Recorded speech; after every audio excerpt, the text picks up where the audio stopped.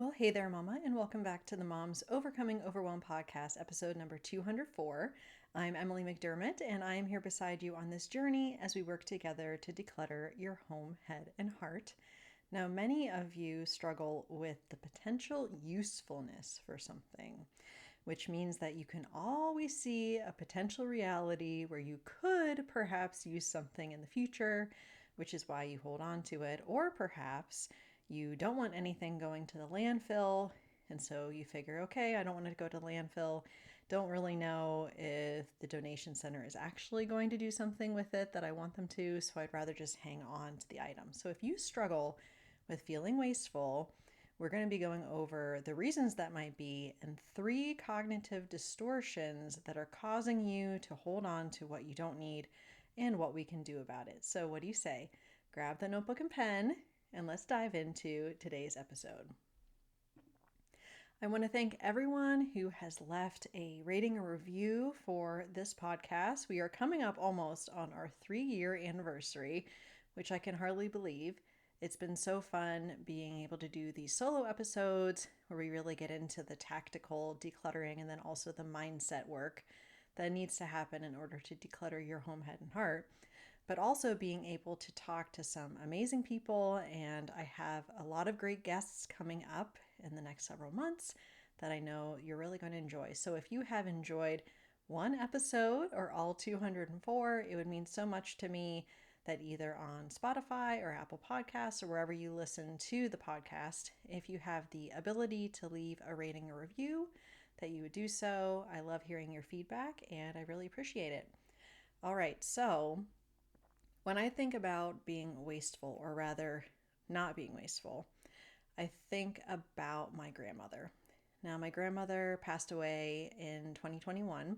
She lived to be 102, which is pretty amazing. And I'm counting, hopefully, on her good genes to follow me that I can live that long as well.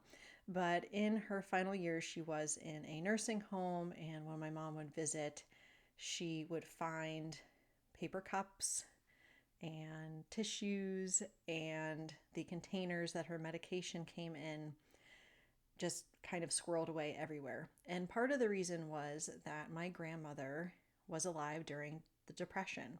So she found usefulness in everything and would want to keep everything. Now, most people that are alive today weren't alive during the Great Depression, but many of us may have had a childhood where we dealt with lack or didn't have enough. We were constantly hoping that we could have enough. Our parents, we saw the stress that they were under. And so because of that, we can see the usefulness in everything, and it's really hard to let anything go. The other side of the coin that I see with clients is more the environmental concerns and not wanting things to go to the landfill. And there have been articles that have come out about places like Goodwill and some of these other places. And the question is, oh, are things going where we want them to go? Are we just adding to the issue with overconsumption and trash and things, just going to the landfill when we don't want it? And so the thought process is, well, I don't want it in the landfill, so I might as well just keep it here in my house because there's a potential use for it in my house, whereas I don't know what they are going to do with it. So those are some potential reasons why we are not wanting to be wasteful. And also, I think that not being wasteful represents some important values that are in and of themselves good things. So they could reflect resourcefulness, creativity, because you can make creative use of different things, perhaps frugality, which means that we're not spending our money or resources carelessly. Because if we look at the actual definition of wasteful, which I had to look up because, we know what it means, right? But it's interesting to see what the definition is. It means of a person, action, or process using or expending something of value carelessly, extravagantly, or to no purpose. And because we don't want to be considered a wasteful person, the values that represents for us is that I'm resourceful, I'm creative, perhaps I'm frugal. And on the environmental side, I have a respect for nature, I'm a good steward, I'm responsible. And those are important values, but what happens is that they get skewed by these cognitive biases and distortions. And in episode 157, which I'll link in the show notes, we spoke about 7 cognitive biases that cause clutter. But in this case, I want to talk about 3 main cognitive biases or distortions, whatever you want to call them, that cause us to hold on to what we don't need because we fear being wasteful. The first is aspiration. So in episode 10, we spoke about aspirational clutter, which is when you say you might use something someday. If I hold up an item and I say, are you currently using this? And someone says, well, no, but I might be able to use it someday. That is a clear telltale sign of aspirational clutter. Our brain does an excellent job trying to keep us safe. And sometimes what safety means is that it's convincing us that it's useful because it's telling us this aspirational reality is very probable, even if the reality is that the probability is very low. So what do we want to do about that? Well, the first thing we want to do is designate a specific space based upon the value to you. So here's an example. You get a gift and there's a really pretty ribbon on the top of the gift and you think, that's cool. I would love to use that again. Or perhaps you're really crafty and so you're thinking about these different ways you can use the ribbon.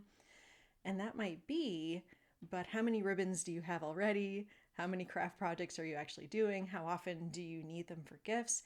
You want to have a designated space based upon the value of it to you and how much you actually need it, how much you actually want to care for it and manage it.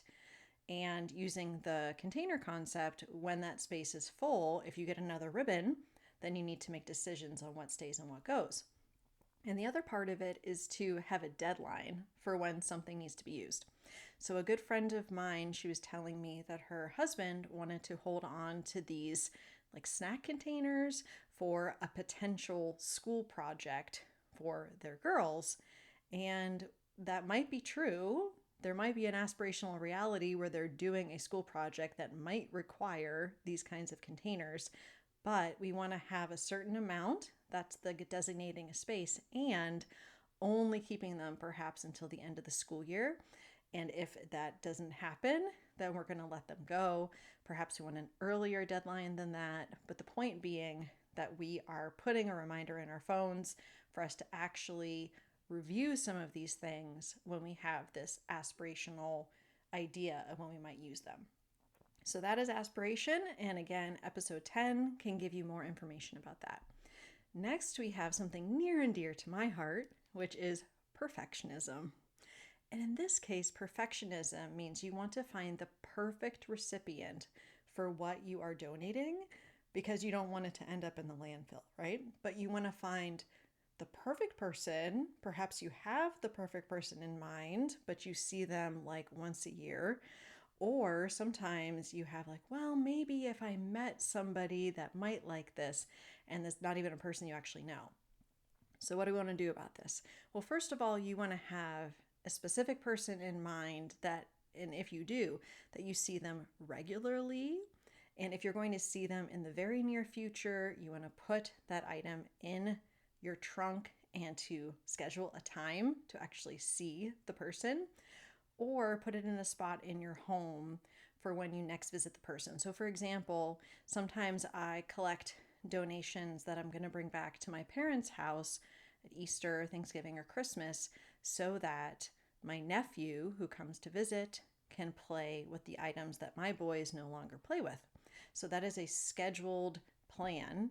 And so that way I'm going to have that in a spot, put a reminder on my phone, knowing, okay, when I'm packing for November for Thanksgiving, for example, I'll know to bring those things home. If you don't have anyone specific in mind and you're not going to see them anytime in the near future, then I would consider, if you're really like, I want that more personalized approach rather than just giving it to a donation center, you can consider a local buy nothing group, because then you're actually seeing the person who is going to receive the item and it gives it more personalized feel to it. However, it does take more time and energy, and you don't want those things backed up that you are going to post on Buy Nothing. Ask me how I know. That's something that I struggle with sometimes. And you just have to recognize there is time and energy that is a part of that as well. Okay, so now we are on the third cognitive distortion, which is all or nothing thinking. And also tied to this is labeling. So, labeling is when you are calling yourself something, right? So, if I say I'm a bad mom, I'm giving myself a label. Like I have a name tag on me that says bad mom. Wouldn't that be funny if that was actually the case? But also, we have all or nothing, very black or white thinking. So, here are some ideas or some things that you might be thinking if you're worried about being wasteful. If I let this item go, I'm a wasteful person. I spent so much money on this, so I should find a use for it. Anytime you're using should is sometimes when we fall into this all or nothing thinking. And otherwise, I wasted my money, which makes me careless with my money. Again, wasteful, careless, things that we're labeling ourselves. If I keep this item, I'll keep it out of the landfill. But if I let it go, it means that I don't care about the environment. I don't care that it's filling the landfill. Okay, so these are very if then, either or kind of statements. So what do we do in this case? Well, we want to understand that two things can be true at the same time, which is really hard to understand because especially in our day and age, everything is very dichotomous, that you're either on this side or this side. You either believe this or this. But it is true that sometimes two things can be held that seem like they have a tension between them, but that is a better way for us to approach, especially this type of clutter. So you might say, I don't need this anymore, and I care about my time and energy and space enough that I can let it go. I spent so much money on this, and I can let it go to someone that can use it, and I'll be more intentional about what I bring into my home next time. I care about the environment, and I can let this go because it's negatively impacting the environment in which I'm living. So sometimes we're worried so much about the external environment, but we don't even think about the cluttered environment in our home that we're in all the time and how that is impacting our health. So when you hold on to what you don't need, what are you wasting in that point? At that point, where we're so worried about, oh, I don't want to be wasteful by letting it go. But what are we wasting if we hold on to it? Well, we're wasting space, just literal space, and space for us to breathe, or space that we could use for something else that supports us and our family more. And of course, we are wasting our time and our energy, moving it, cleaning around it, finding what we actually need easily because of all the extra stuff. So let's go ahead. We're going to flip the script. And instead of saying letting go of this would be wasteful, we can say keeping what I don't need is wasting my space, my time, and my energy. So I hope that was a helpful conversation for those of you that struggle with the concept of waste and therefore are holding on to things that you don't need. And if you want to discuss this further or want to chat further with me about it and the community of like-minded women, you can head over to our free Facebook group, tinyurl.com/moms overcoming overwhelm. You have to answer 3 quick questions that can help me get to know you a little bit better. And then you can be there for, like I said, support. We do bi-weekly decluttering challenges and have a great time over there. So until next Thursday, I hope you have a wonderful week. Bye for now.